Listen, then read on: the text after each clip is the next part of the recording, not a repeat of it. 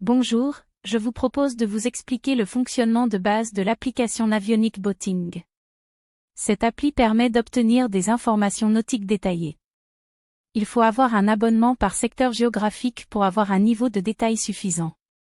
Je vous rappellerai également quelques notions de signalisation en mer. Voici à quoi ressemble une carte sur l'appli.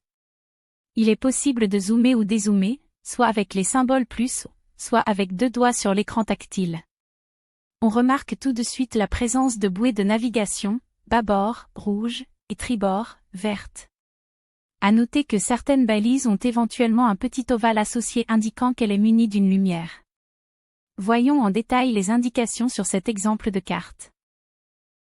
Ne vous laissez pas distraire par les lignes rouges qui sont des câbles sous-marins. À plusieurs endroits d'une carte peuvent apparaître des indications de marée.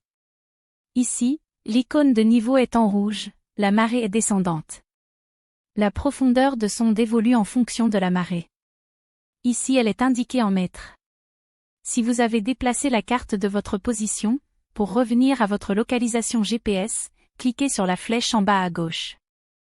Voilà, l'indicateur de marée s'est inversé, la marée est montante, l'icône apparaît en bleu.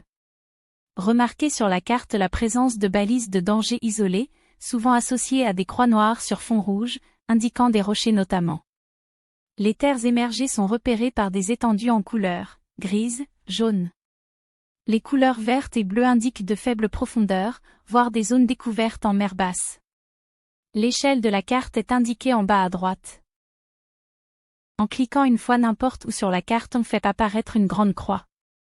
Pour positionner la croix sur un élément de la carte, il suffit de déplacer la carte elle-même. Des informations sont indiquées.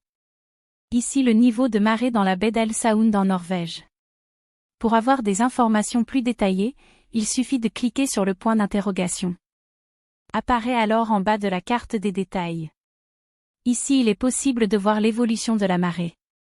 En cliquant sur l'icône météo, il est possible d'avoir accès à la météo locale et parfois à des informations sur les courants de marée. Petit rappel sur la signification des bouées cardinales. Pour se souvenir, 2 triangles vers le haut, c'est le nord. Le contraire, c'est le sud. Bouée nord? Il faut passer au nord de la bouée. Bouée au sud? Il faut passer au sud de la bouée. Bouée est, il faut passer à l'est, et enfin bouée ouest, il faut passer à l'ouest de la bouée. Facile. Pour se souvenir, 2 triangles qui pointent l'un contre l'autre forment un W incliné, alors que 2 triangles opposés permettent de former un nœud. Voici le sens conventionnel de positionnement des bouées. De retour au rivage, le bateau d'aviron laissera à gauche des rameurs les bouées tribord. Ce sera le contraire à la sortie d'un port par exemple.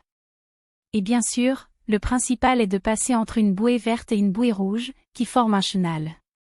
Quand il y a plusieurs chenaux, on peut observer les bouées qui indiquent un chenal préférable.